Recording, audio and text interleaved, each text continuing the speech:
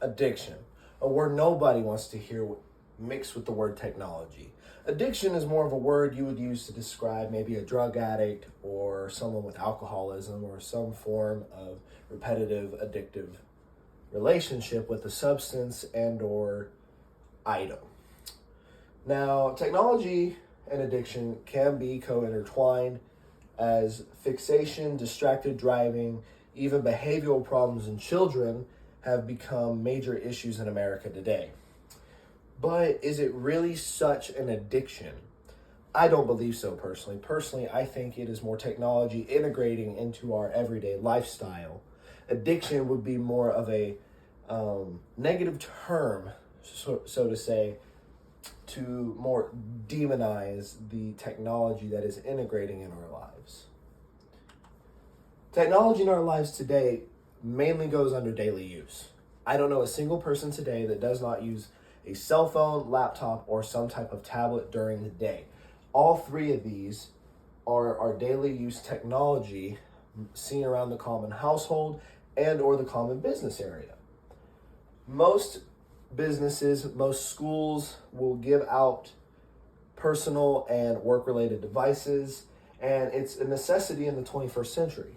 Most businesses in America will at least have one form of computer and or processing system to run some area of their business, whether it be financial, informational, whichever part of the business it takes. The topic of addiction towards technology. In 2021, a study shows that 97% of 3 to 18-year-olds have some form of home internet access. Personally, that's shocking to me. 3 to 18, a development stage. That is almost the whole development stage of a child's life that they have home internet access to. In this day and age with the Gen Z, Gen Y, that is more common thanks to the evolution of technology being integrated. Alexas, children at the age of 4 or 5 screaming for them to play Baby Shark on Alexa is a form of that integration. The topic of addiction can come out, however, with the topic of iPad kids, but we'll get to that later. Because as I stated earlier, with this factor of children being exposed, there is also the workplace. Many people like my parents, grandparents, even the professors at St. Mary are exposed to some form of technology with grading, with work, or whatever business they take. I guarantee you, no matter what your parent does, they will find a computer, cell phone, work phone in that area of their expertise. Even college students like myself and my other classmates use laptops to do our assignments. In the 21st century now, 90% of our homework, tests, even quizzes, essays as well, are written, used, and submitted all on a computer, laptop, or cell phone format.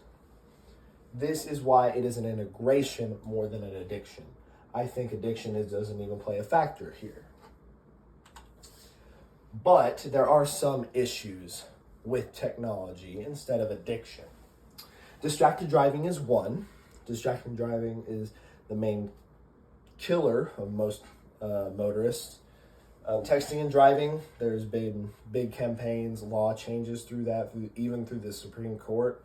The whole United States has some different texting and driving laws depending on your state. The U.S. Department of Transportation has declared that you can drive at 55 miles per hour looking at your phone for 5 seconds and you will have traveled the length of a football field. That sounds pretty concerning to me. Looking down and all of a sudden I've gone 100 yards. Who knows with the next car in front of me with the possibility of rear-ending that driver while looking at my phone. Now, with that being said, there is functions like Apple CarPlay, Android Auto that are integrating themselves with our daily life to keep these type of accidents and distracted driving from happening. So while there is a topic of addiction, there is also a rebuttal. Problem, solution. The next topic for the addiction and the trust and the true issues with technology for today would be the bad behavior in children. I know everybody's heard the topic of an iPad kid or seen a child lose their mind whenever their phone battery or tablet battery dies. This is a psychosis-induced behavior from quote-unquote addiction, overexposure to such a device that provides entertainment to the brain, especially to a young child, can cause them to go into a fit of rage. This fit of rage can typically be seen at a public restaurant when you're sitting with your girlfriend or your mother trying to enjoy a nice evening, and there's a screaming child wanting to watch Cocomelon. Now, we talk about psychosis in those children. What about psychosis in adults? For example, I know too many of my friends that could lose their cell phone, and oh my gosh, we have to stop our urgent plans to find that cell phone. Some studies would even go as far to say that you will be introduced to the psychological term called nanophobia, the fear of losing your phone, or the fear of losing a technological device that you are so attached to. This comes from children my age or even early ages and younger for the term Gen Alpha. Being addicted and exposed to technology at such an early age, it is a comfort, it is an endorphin enhancer for a mind, which causes psychosis when losing this item that is causing all of our endorphins, which can lead into the topic of addiction. Finally, there's the topic of screen time. Screen time is also what plays into that. I personally have about 6-7 hours of screen time every Sunday. I have that report. Most children, gamers, maybe even adults at the office, depending on what their job is, can spend up to 8 to 12 hours a day on a screen, harming their eyes with their blue light. This, unfortunately, is part of way of life, what we have to expose our bodies to continue our businesses and integrate such a technology into our world. And finally, there's the topic of AI conspirators. I'm not going to dive too much into that. Really, that's just a bunch of, technology is going to end the world one day. You've seen Terminator and Terminator 2 and all the others that shall not be named, henceforth AI conspirators. So where's the common ground between addiction and livelihood?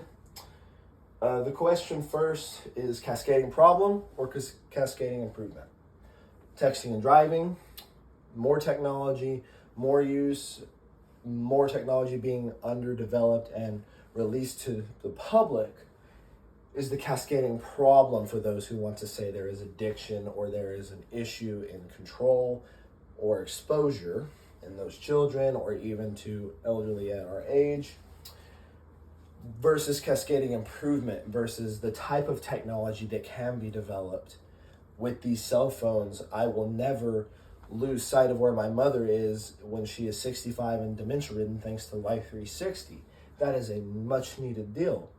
A tablet that could read my vitals or read a diabetic's blood levels if he or she was having a issue outside of medical attention that they had on them.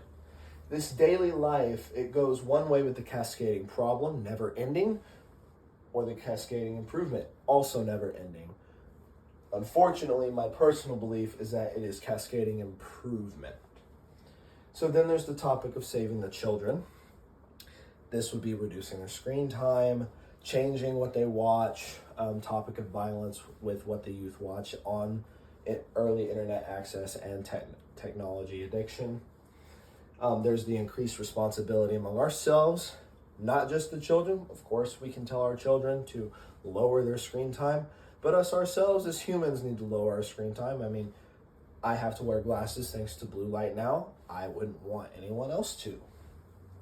So in the reality, yes, there are problems. Yes, there are here and there issues of iPad children and other forms of social integration with technology.